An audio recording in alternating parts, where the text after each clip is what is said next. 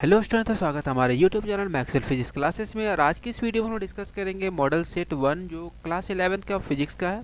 तो चलिए अपना टाइम वेस्ट किए वगैरह स्टार्ट करते हैं। जो पहला नंबर क्वेश्चन है इसमें, और इसमें आपको याद रखना होगा कि इसमें जो टोटल क्वेश्चन आएंगे वो 40 क्वेश्चन आएंगे। टाइम आपको मात्र 1 आवर ही मिलेगा, ठीक है।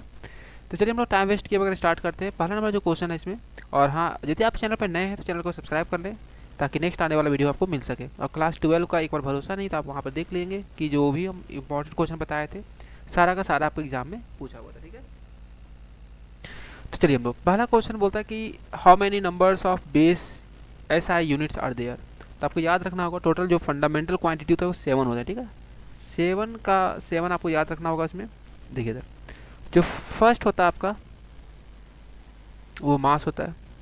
जो सेकेंड नंबर होता है आपका इसमें, जो सेकेंड नंबर होता है आपका लेंथ होता है आपका। सेकेंड नंबर आपका हो जाएगा लेंथ। थर्ड नंबर आपका हो जाएगा टाइम। फोर्थ नंबर आपका हो जाएगा टेम्परेचर।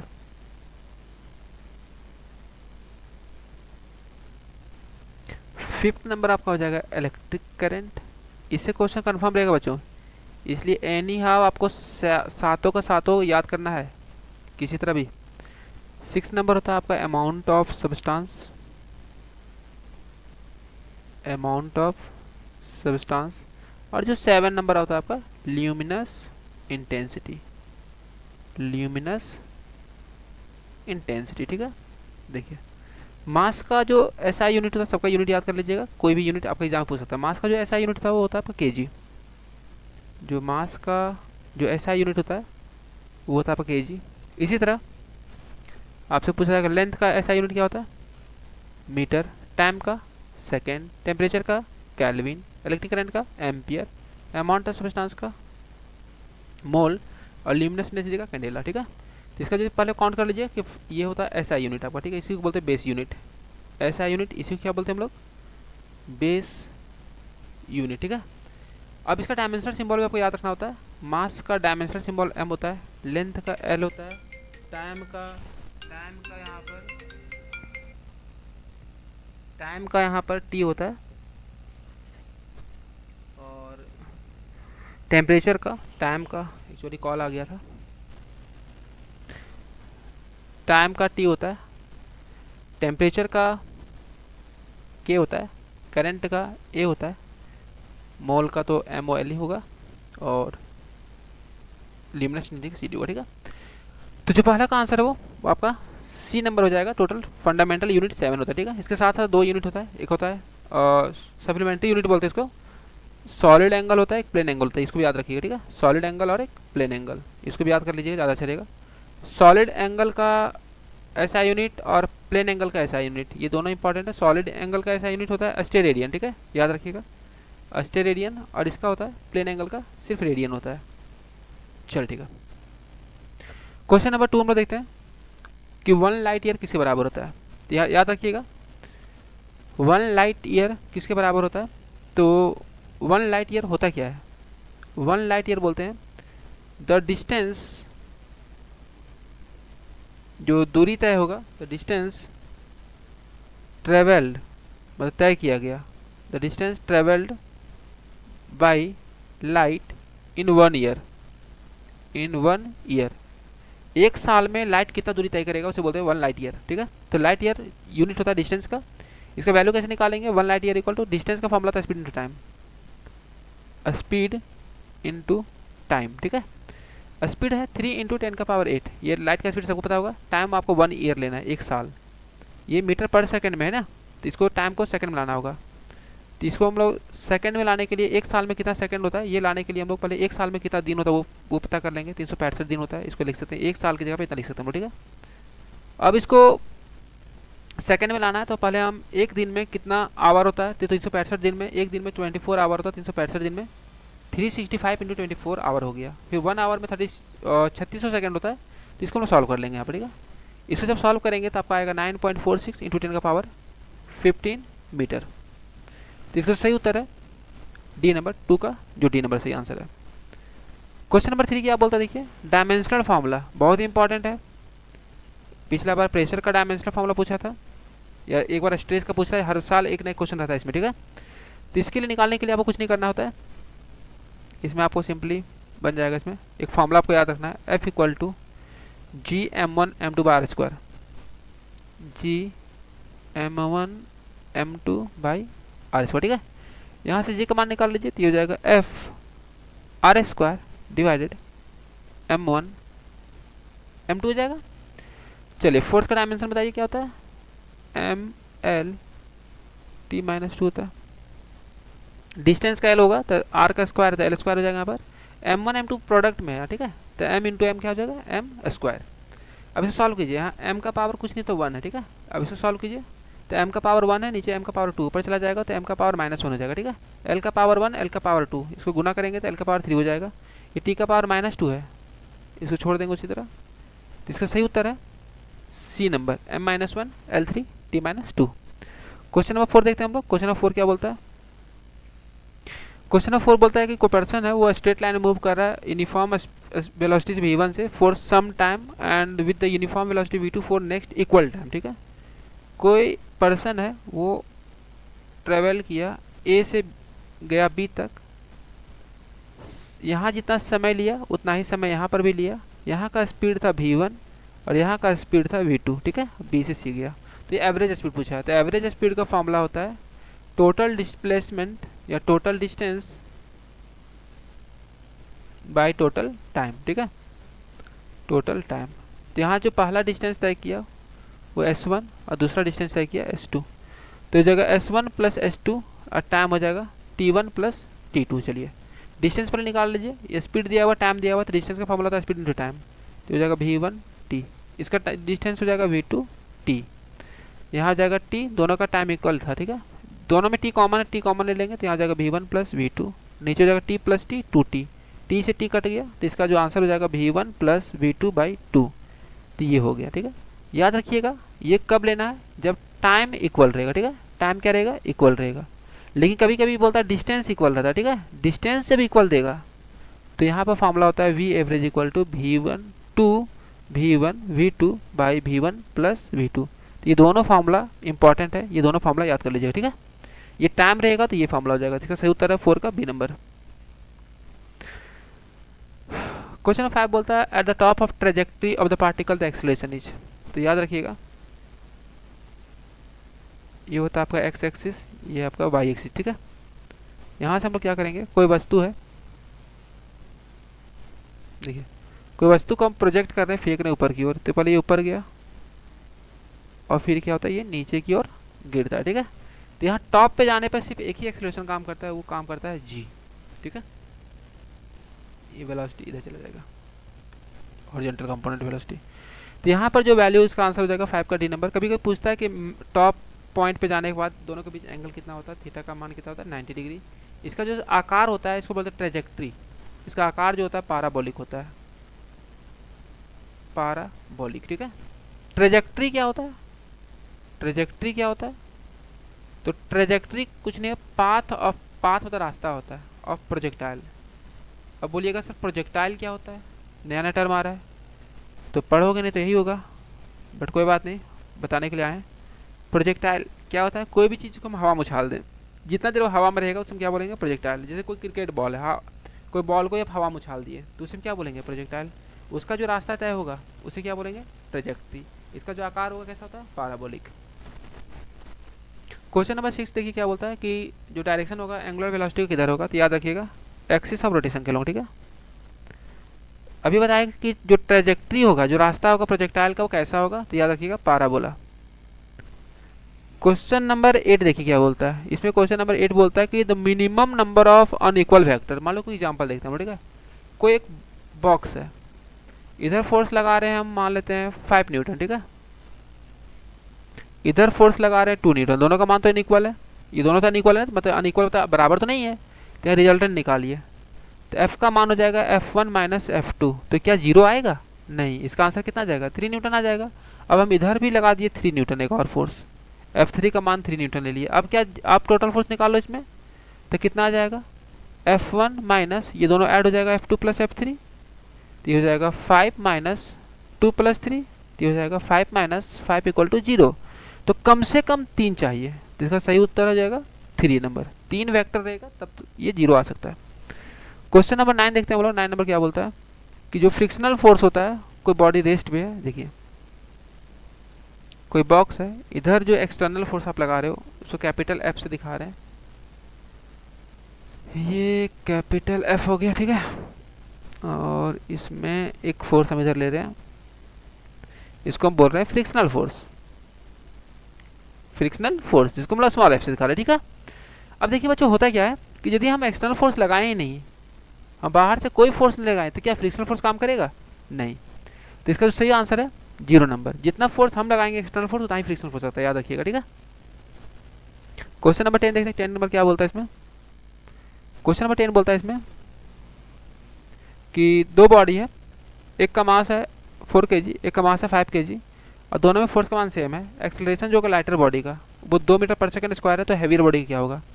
तो m1 दिया हुआ है यहाँ पर 4 kg और m2 दिया हुआ है यहाँ पर 5 kg, और लाइटर बॉडी का एक्सेलरेशन दिया हुआ है 2 मीटर पर सेकंड स्क्वायर, और इसका वैल्यू पूछा गया, ठीक है। दोनों का फोर्स का मान सेम है, F1 बराबर F2 तक कर दीजिए यहाँ पर, तो हो जाएगा M1 A1 बराबर M2 A2। A2 का मान निकाल लीजिए तो हो जाएगा M1 A1 बट्टा M2। M1 का मान 4 है, A1 का मान 2 है, M2 का मान 5 है, तो हो जाएगा 8/5। 8/5 तो सॉल्व कीजिए, तो सॉल्व करने पे इसका वैल्यू आएगा 5 × 5 30 1.6 मीटर पर सेकंड स्क्वायर। तो 10 का जो सही आंसर है सी नंबर। क्वेश्चन नंबर 11 बोलता है इसमें से कि जो the mass of a body which is equal to the ratio, जो मास होता है वो रेशियो होता है फोर्स बटा एक्सेलरेशन का। तो ये मास कौन सा मास होता है, याद रखिएगा, इनर्शियल मास होता है, ठीक है। फायरिंग से पहले what is the linear momentum of gun and bullet before firing? देखिए एक गन है, ठीक है, एक गन लग रहा है देखने में, चल ठीक गन लग रहा होगा। एक बुलेट भी है, बुलेट में तो गोली। फायरिंग के पहले ये भी रेस्ट में रहता है और ये भी रेस्ट में रहता है, ठीक है। ये बुलेट गन के अंदर रहता है, तो इसका स्पीड भी इनिशियल स्पीड 0 होता है, इसका भी इनिशियल स्पीड 0 होता है। तो दोनों का momentum निकालिएगा, m1 u1 plus m2 u2, तो दोनों का मान कितना आ जाएगा? 0। तो इसका सही उत्तर है सी नंबर।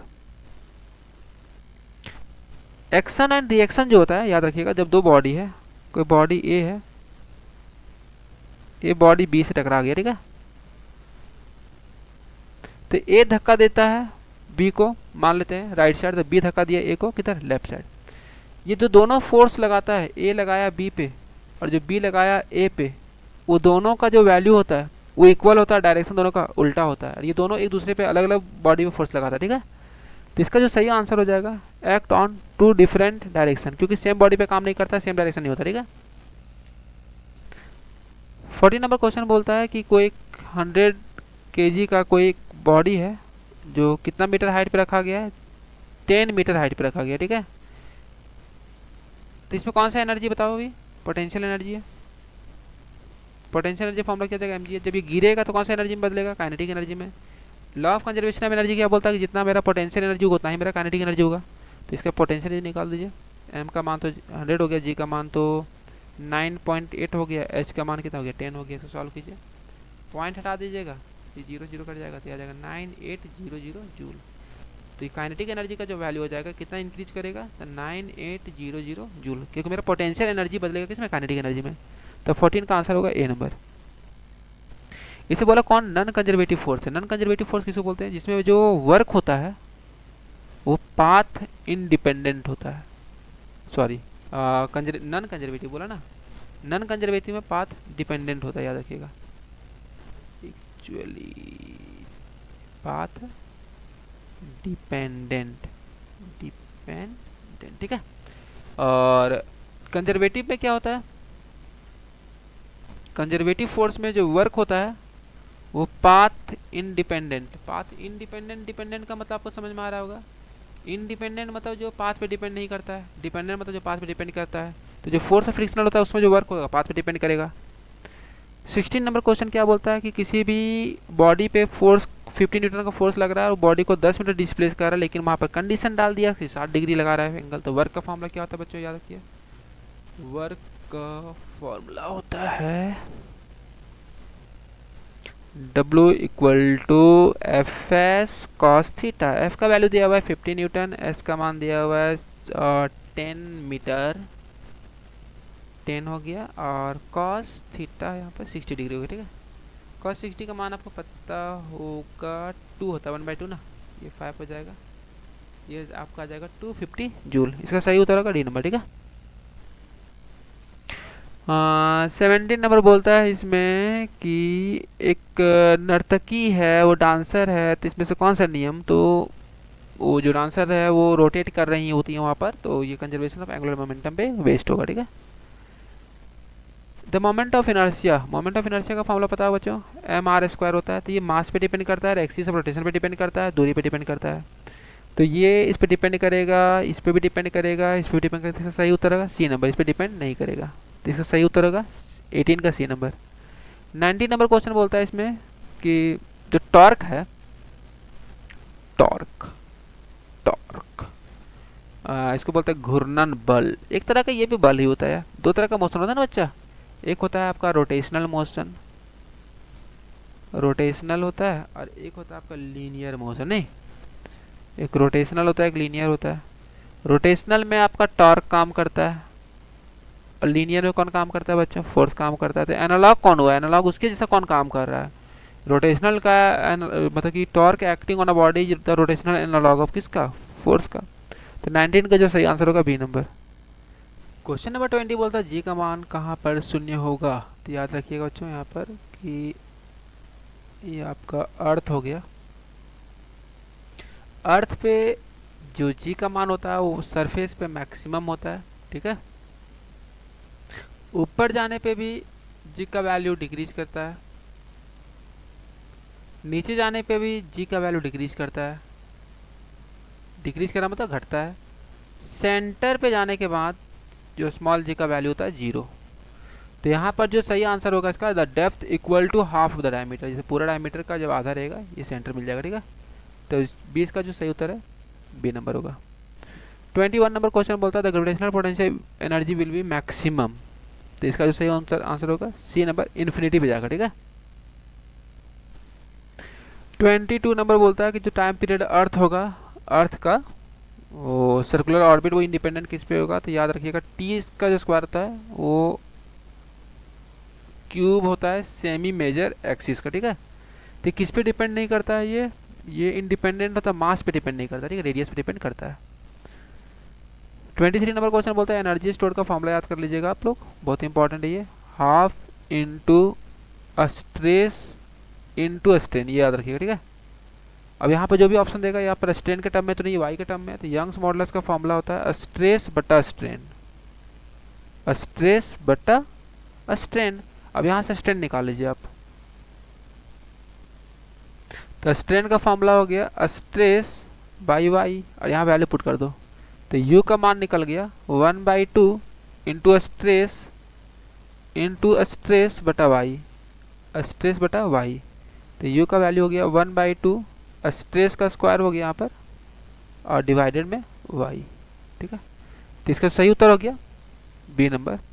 तो 23 का जो सही उत्तर है बी नंबर। क्वेश्चन नंबर 24 बोलता है इसमें कि the breaking stress of wire of unit cross sectional is called tensile strength, इसको डायरेक्ट बोलेंगे।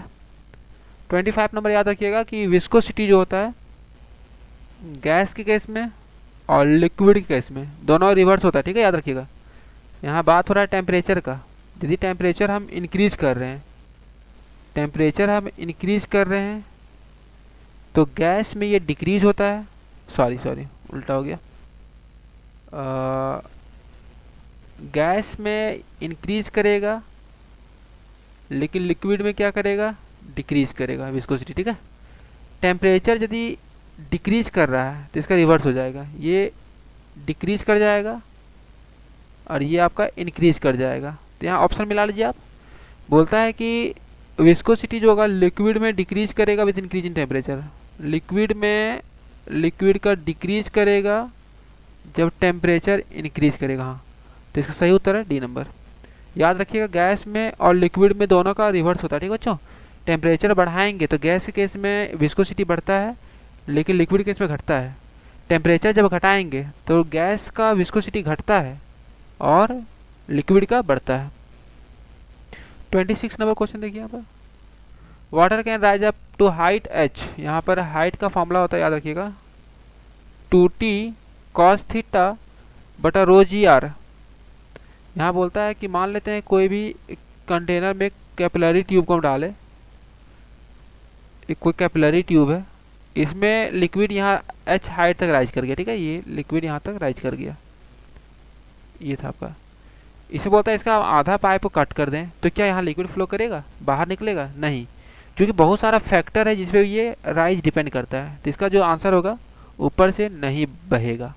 तो 26 का जो सही आंसर है बी नंबर, क्योंकि बहुत सारा फैक्टर होता है यहाँ पर हाइट जो राइज करता है उसमें। 27 नंबर क्वेश्चन क्या है, प्रेशर निकालने बोला इसमें कि एरिया क्रॉस सेक्शन दिया हुआ पिलर का, उस पर सपोर्ट कितना केजी कर रहा है, 60 केजी। तो मान लेते हैं कोई पिलर है, इसका जो वेट है वो कितना केजी है, मास दिया हुआ है ना, इस तरह से मास दिया हुआ है 60 केजी। इसका वेट निकाल लीजिए पहले। फोर्स कितना काम करेगा, वेट काम करेगा mg, या इसी को बोल सकते हैं फोर्स। चलिए प्रेशर निकालो। प्रेशर का फॉर्मूला क्या होता है, फोर्स बटा एरिया। फोर्स हो गया mg बटा ए। m का वैल्यू दिया हुआ है 60 इंटू जी का वैल्यू तो 9.8 हो जाएगा, ठीक है। एरिया दिया हुआ है 60 इंटू 10 का पावर -3। ये 60 से 60 कट जाएगा तो आ जाएगा 9.8 इंटू 10 का पावर -3, ऊपर चला जाएगा तो ये +3 हो जाएगा, ठीक है। तो इसका जो सही उत्तर हो जाएगा 9.8 इंटू 10 का पावर 3। तो 27 का जो सही उत्तर है ए नंबर। 28 नंबर क्या बोलता है, याद रखिएगा, इसमें थोड़ा सा कन्फ्यूजन है। जनरली क्या होता है कि कोई टेम्परेचर बढ़ाने पे वॉल्यूम बढ़ता है बहुत सारा चीज़, ठीक है, लेकिन पानी के केस में थोड़ा एनोमलस बिहेवियर को ये दिखाता है। जब 0 डिग्री से 4 डिग्री सेल्सियस तक जाता है तो यहाँ डेंसिटी मैक्सिमम होता है, डेंसिटी बढ़ता है। डेंसिटी क्या होता है इसका, इंक्रीज करता है, डेंसिटी इंक्रीजेज। तो इस केस में क्या होगा, यहाँ पर वॉल्यूम जो होता है इसका डिक्रीज करेगा। वॉल्यूम क्या करता है, डिक्रीज करता है। लेकिन इसके बाद क्या होता है, यदि 4 से आप 100 डिग्री सेल्सियस तक लेके गए तो डेंसिटी इसका घटता है, डेंसिटी घटेगा और वॉल्यूम क्या होगा, इंक्रीज करेगा। तो यहाँ क्वेश्चन ने पूछा कि 0 से 4 में वॉल्यूम क्या होगा, तो 0 से 4 जाने में वॉल्यूम क्या था, घटता है। तो इसका सही उत्तर है बी नंबर, 28 का बी नंबर। 29 नंबर बोलता है कि रेशियो बताना लीनियर वॉल्यूम और एरिया। तो लीनियर और एरिया और volume, alpha is to beta is to gamma का जो रेशियो होता है 1:2:3 होता है। लेकिन आपसे पूछा कि अल्फा गामा और बीटा का है तो इसका हो जाएगा 1:3:2। तो इसका सही उत्तर है 29 का ए नंबर। 30 नंबर क्वेश्चन बोलता है कि जीरोथ लॉ ऑफ थर्मोडायनामिक्स किसके कंसेप्ट को बताता है, याद रखिएगा, टेम्परेचर।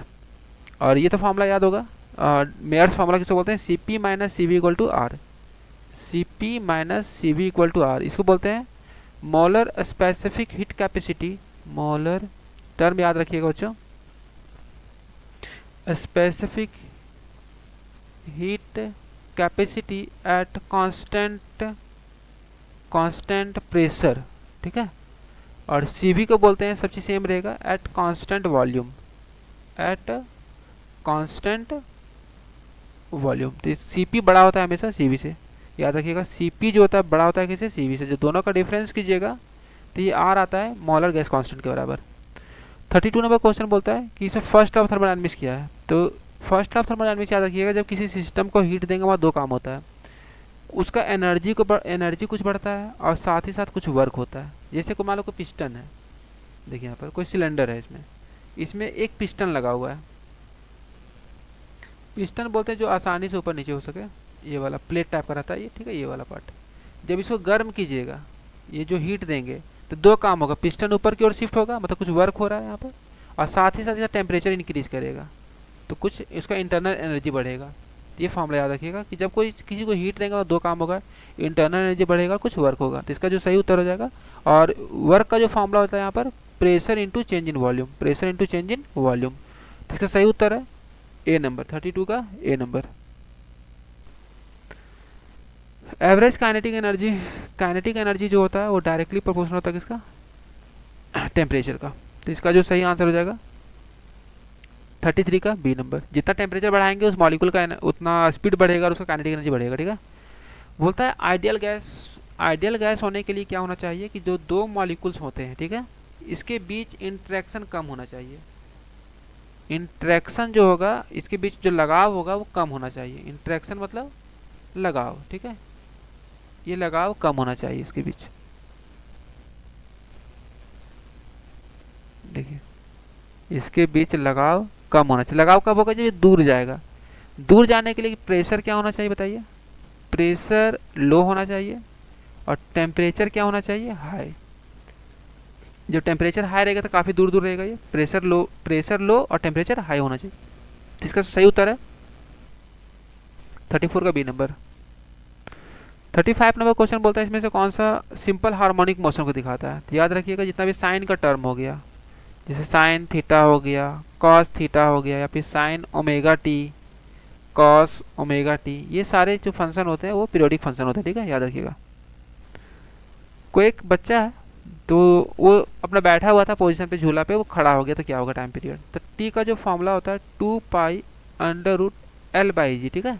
तो टी और एल में कैसा रिलेशन है? डायरेक्टली।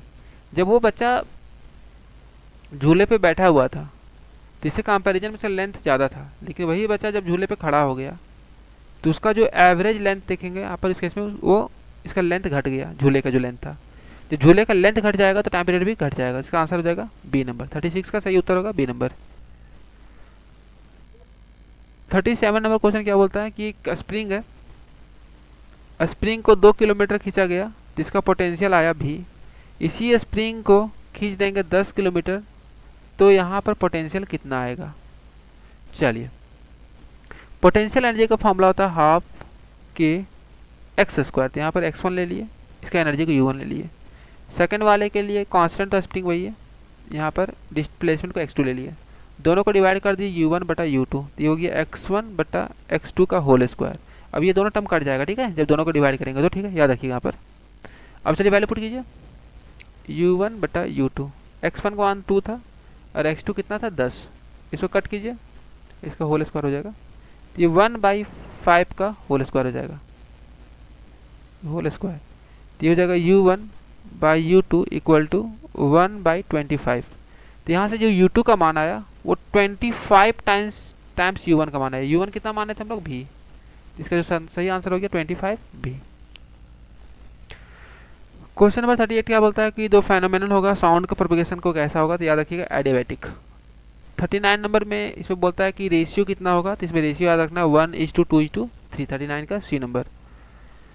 40 नंबर क्वेश्चन क्या बोलता है इसमें से कौन सा जो वेव है वो दोनों मतलब कि सॉलिड से लिक्विड से गैस है? याद रखिएगा कि ट्रांसवर्स जो वेव होता है, ट्रांसवर्स वेव सिर्फ ये वेव गैस में पॉसिबल नहीं होता, ठीक है, लेकिन लॉन्गिट्यूडिनल जो वेव होता है, साउंड मान लेते हैं एक तरह से, वो तीनों में जा सकता है आपका, सॉलिड में भी, लिक्विड में भी और गैस में। याद रखिएगा जो साउंड का स्पीड होता है वो सबसे ज़्यादा सॉलिड में होता है, इसका स्पीड सबसे ज़्यादा सॉलिड में होगा, उससे कम लिक्विड में होगा और सबसे कम गैस में होता है। ये क्वेश्चन भी आपका जैक बोर्ड में आया हुआ है, ठीक है। तो इसका जो सही उत्तर होगा 40 का डी नंबर। और यदि आपको ये वीडियो अच्छा लगा हो तो इसे लाइक कीजिएगा, अपने दोस्तों में जितना हो सके शेयर कीजिएगा, और कोशिश करेंगे कि नेक्स्ट वीडियो और भी कुछ इंपॉर्टेंट क्वेश्चन अपने तरफ से कुछ सेट करके हम लाएँ। तब तक के लिए थैंक यू।